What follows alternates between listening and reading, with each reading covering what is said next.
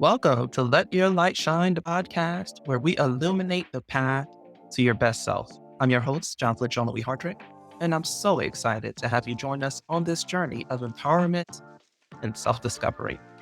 Today, and in each episode, we'll dive deep into the themes inspired by the book, Let Your Light Shine, Unleashing Your Inner Glow through essential self care practices for empowered women.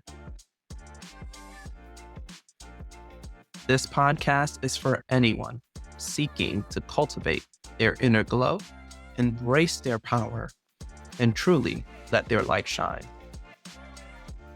In our conversations, we'll explore different topics that resonate with women and girls from all walks of life. We'll discuss the SHINE method, practical and transformative self-care practices like sleep, proper hydration, tuning into our intuition, and nourishing our bodies while remaining fully engaged. But that's not all. We'll also delve into cultivating joy through hobbies, practicing grace, forgiveness, and engaging in activities that make our souls light up. Each episode features incredible women who share their stories, wisdoms, and insights. They're entrepreneurs, creatives, professionals, mothers, daughters, all shining examples of how embracing these practices can lead to a fulfilled and empowered life. So whether you're looking to ignite a new spark in your life or fan the flames of an existing one, Let Your Light Shine is here to guide and inspire you. Remember, for more resources and information, you can always visit lightshinebook.com. Let's get started and explore together how we can all let our light shine brighter. Join me, John Louis Hardrick, in this empowering journey. Here's to letting our lights shine together.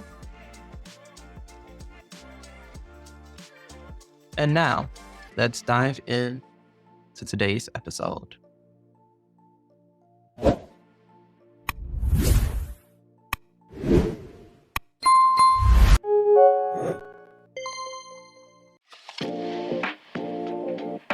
Hey, it's Jocelyn.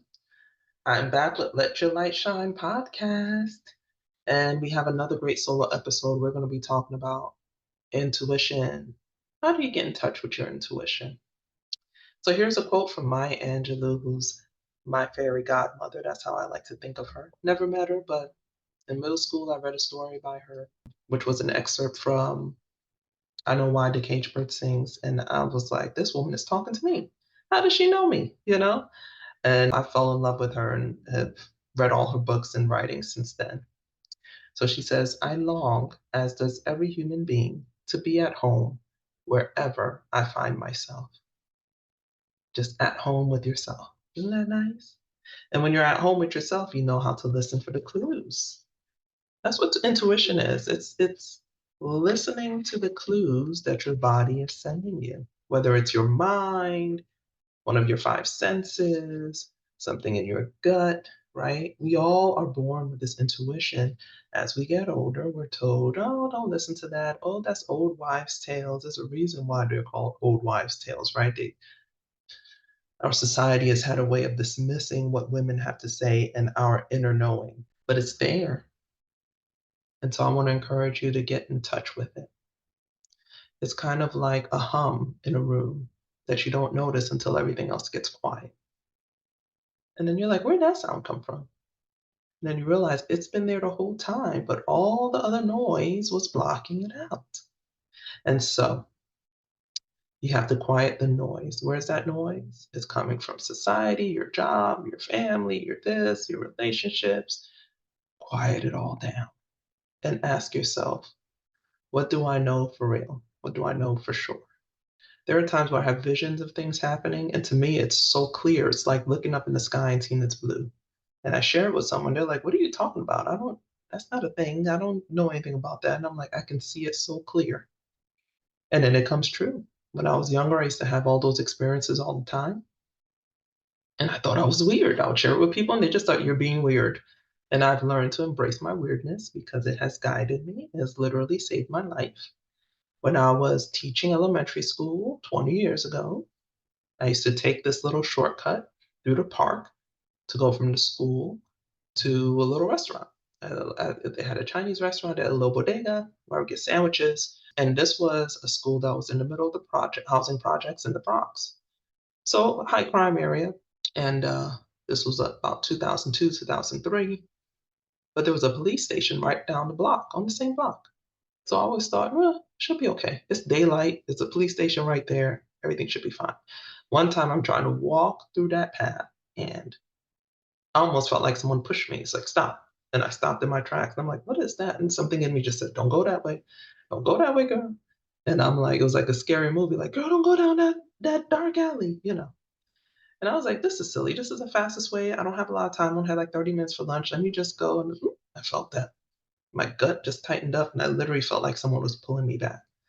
I said, okay, fine. I'll go the long way. So I went around the long way, went into whatever restaurant to order food. And then all of a sudden I heard all this commotion and I step out. Police are coming, this, that. Turns out someone got shot right in that space I was going to walk through. I had no idea. I didn't see anybody. But something in my gut said, do not go that way. And that's my intuition. And that's your intuition. You have that in you too. Learn to quiet all the noise and spend time with yourself. That's how you can develop your intuition, your inner knowing. Trust yourself again. Maybe your life experiences told you not to trust yourself. People trying to manipulate you, try to tell you you don't know what you're talking about. People who have an idea of you, trying to keep you in that space, and they don't want you to own your power. I read a quote on social media that said, people will always remember the version of you that they had the most control over. You ever meet people that's like, "Oh, I remember when you were a little girl and you were this," and they keep trying to put you back in that box. It's like, listen, I've been a little girl in a very long time. Okay, I'm grown now. So let's deal with each other as two grown-ups. And that's what that is. Because when you're a little child, nobody listens to you. Children are supposed to be seen and not heard, and right? We have that kind of pervasive idea in many societies, including American society, that kids are like, you know, not full human beings yet, and they're the property or owned by their parents or guardians, where really they are already full human beings and they're learning how to be in this world and we're a guide. We don't own them or get to control them. That's my point of view. I know a lot of people disagree with that. Feel free to disagree. But one thing I'll tell you, if you watch children closely, they trust their intuitions. They say what they mean what they say. We're all like that. And then society, where all the rules and rituals and traditions moves us away from that. Let's start moving back into it by trusting ourselves. We have some great meditations on the Light Shine Book website, lightshinebook.com. It's on this podcast as well, so that you can practice just for 10 minutes, quieting yourself and practicing gratitude, which is great for developing intuition, or energy. If you're like me, and you have young kids, and sometimes you're just tired, but you got to get some stuff done, doing the 10 minutes of like getting the body flowing, getting the blood flowing, getting the energy going can get you back in touch with your intuition. Because when you're tired too, sometimes you don't want to listen to it. One of my guests, who you're going to hear from, said something good too. Sometimes our intuition is telling us stuff we don't want to hear. That relationship is a no. That job, time to go, right? But you're like, "Nah, I'm comfortable. I don't want to." Just like me trying to go through that space because it was a shortcut and I don't want to spend extra time and I'm in a hurry. Like, just like that. That's how I stopped and took the deep breath. That's what you got to do. Get back in touch with your intuition. It won't steer you wrong. Listen to it. Sometimes you won't know all the good that'll come out of it. It seems temporarily in the short term to be something negative. It can be something that turns out to be a blessing. Okay. And then I have intuition sometimes about other people, but sometimes we gotta learn to keep that to ourselves because they're not ready to hear it. I had an example of meeting someone who was dating another person, and everything in me said no, like just rejected that person that they were dating. I could not even explain it. And I was acting very weird, and people were like, why are you being so rude? What's the matter with you? Fast forward a month or so later, oof, all this horrible stuff came out about that person.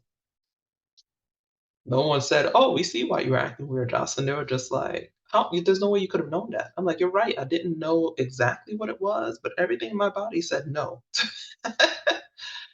But I had decided to keep it to myself because I didn't want to be the bearer of bad news. Because then I would be attacked, right? And the person would be like, "Well, why can't you just be happy for me?" Probably heard that before. So if you're getting strong intuition about someone else or someone else's situation, they don't ask your advice, don't give it, but trust it. Definitely trust it for yourself. Journaling helps too. So the planner, journal, and calendar is a great resource for you. Just write down your thoughts. What is your intuition telling you? What are those little instances of serendipity, right? These like things that seem like coincidences, but it come together so great.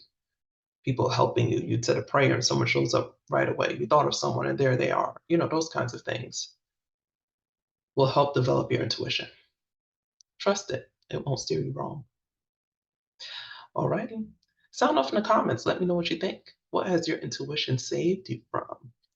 What has it gained? What have you gained by listening to your intuition? Have you stopped listening to your intuition? Do you remember doing it as a kid? Let us know in the comments. And we'll see you next time on the Let Your Light Shine podcast.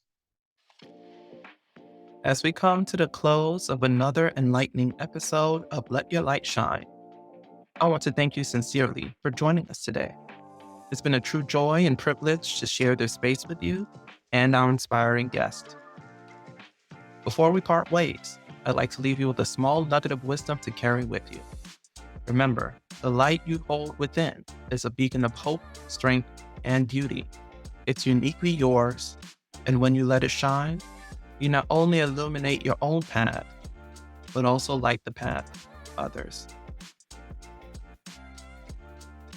If you've been inspired by our conversation today, I would encourage you to explore more at lightshinebook.com, where you can find additional resources and support on your journey to unleashing your inner glow.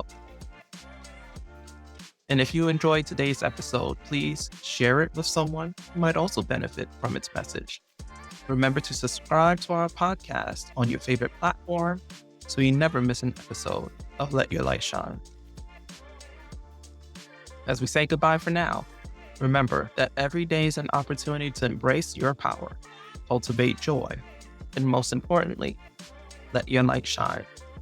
Until next time, I'm Jocelyn Jean-Louis Hardrick, wishing you peace, love, and light.